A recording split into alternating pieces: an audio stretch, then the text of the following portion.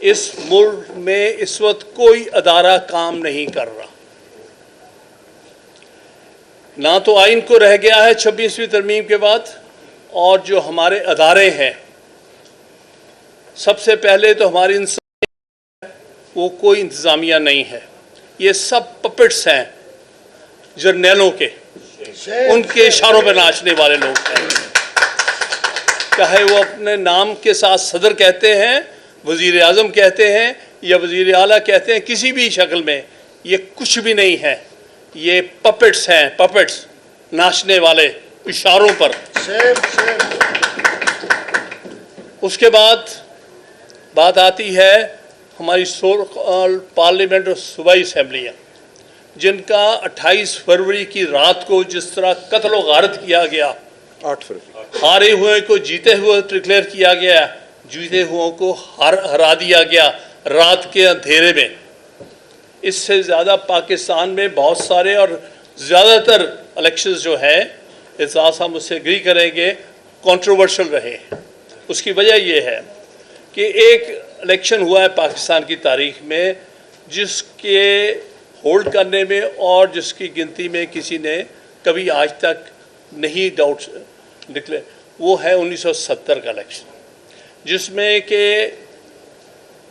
صحیح کاؤنٹنگ بھی ہوئی ہے، صحیح نام بھی سامنے آ گئے جو بھی پاپولر لوگ تھے، لیکن اسی فوجی اسٹیبلشمنٹ نے اس کو ناکام کیا اور بجائے جنرلی الیکٹڈ لوگوں کو لانے کے انہوں نے اس وقت ملٹری ایکشن کر دیا اپنے ہی سٹیزنز کو۔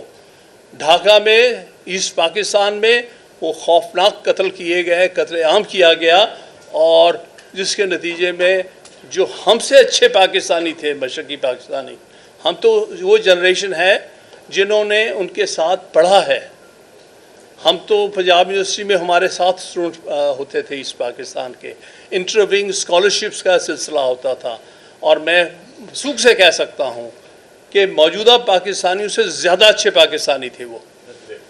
بلکہ بارہا ایوب خان نے کہا اپنے ایک منسٹر کے، جس کا نام لینا میں پسند نہیں کرتا، منیر کے، اس وقت لا منسٹر تھا، کہا کہ اگر یہ میرے خلاف تقریریں کرتے ہیں، یہ اس یونین میں نہیں رہنا چاہتے، تو ان سے پوچھ لو تو پھر یہ الگ ہو جائیں۔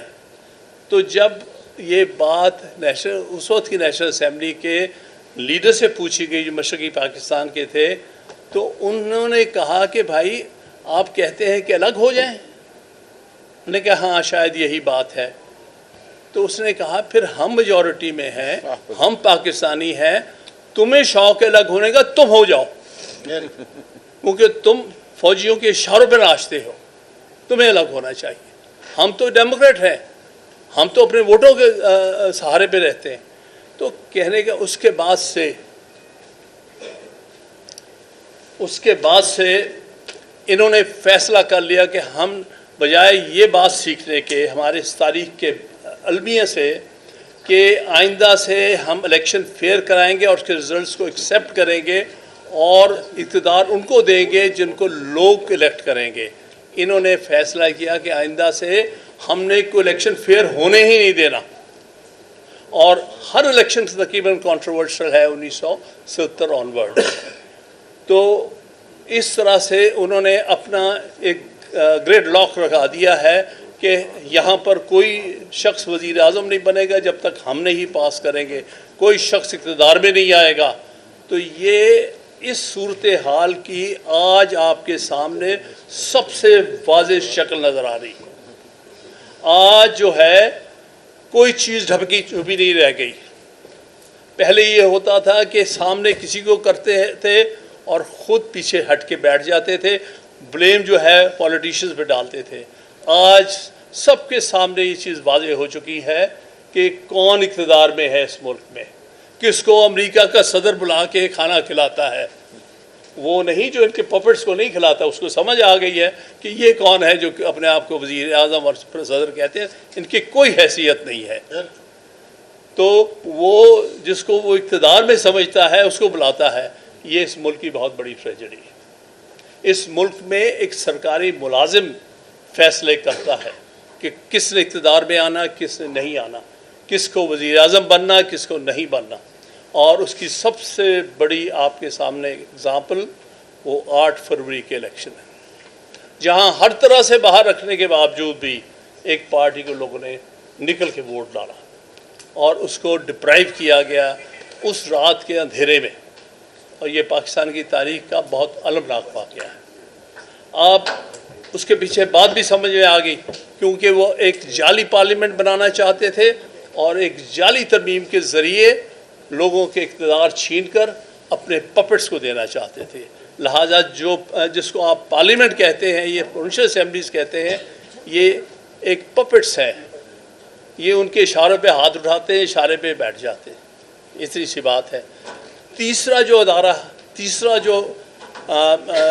ہے آرگن آف اسٹیٹ جوڈیشری، ان دونوں آرگنس نے مل کر اس کا قتل کر دیا 26ویں ترمیم کے ذریعے. کہ جس طرح یہ پپٹس ہیں، اب یہ چاہتے تھے اسی طرح پپٹس جو ہیں یہ جوڈیشری میں ہم بٹھا دیں. اور آپ کے سامنے ہے کیا کچھ ہو رہا ہے، کیا مذاق اس ملک میں عدلیہ کے نام پر ہو رہا ہے. امپورٹڈ چیف جسٹس لائے جاتے ہیں، بلکہ میں کہوں گا اسمگلڈ چیف جسٹس لائے جاتے ہیں، اور بھی پتہ نہیں کہاں کہاں کیا کچھ ہونا ہے. تو میرے دوستوں بھائیوں، اگر ہم اس 26ویں ترمیم کو قبول کریں گے تو ہمیں وکیل کہلانے کا حق حاصل نہیں ہے. ہم پھر وکیل نہیں ہیں، پھر ہم کچھ اور ہیں. اور ہمارے اندر جو ڈویژن پیدا کی گئی ہے، کیونکہ میں تو سارے پاکستان میں بار ایسوسیشن کے ساتھ ان کانٹیکٹ ہوں. یہ جس قدر ہم نے ایوب خان کا زمانہ دیکھا، یحییٰ کا، ضیاء کا، اور سب، کبھی اتنی ڈائریکٹ انٹیلیجنس ایجنسیز کی وکلا کے معاملات میں نہیں ہوتی تھی، کیونکہ وہ اپنے ٹاؤٹوں کو بٹھانے میں کامیاب ہو گئے.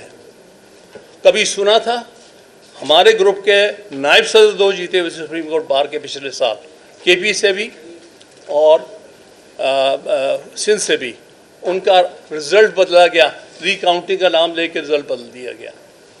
تو اس طرح سے گرفت ہم پر آئی ہے. تو آپ صحیح کہتے ہیں کہ ہمیں موومنٹ سمجھے ہم نے کسی حد تک شروع کی ہوئی ہے، لیکن مسئلہ کیا آ رہا؟ مسئلہ یہ آ رہا ہے کہ جیسے بلوچستان سے بات کی، سب سے زیادہ اگر میں نے کہیں متحرک دیکھے ہیں وکلا، وہ بلوچستان کے ہیں اس وقت. ایسا اگر کانٹیکٹ. اس کے بعد میں بالکل کہوں گا کہ سندھ کے وکلا نے بڑی ہمت دکھائی. سندھ ہائی کورٹ بار کے جو تھے صدر، وہ تو پچھلے سال بھی بک گیا تھا، اس سال بھی بک گیا. لیکن کراچی بار کا صدر، اس نے پچھلے سال بھی کنونشن کرایا تھا، اس سال بھی بھرپور کنونشن کروایا تھا. اس پر ذاتی حملہ ہوا ہے، اس کی گاڑی روک کر اس پہ حملہ کیا گیا، اس کو زخمی کیا گیا. بڑا بہادر آدمی ہے. اس کے بعد اس نے کنونشن کیا.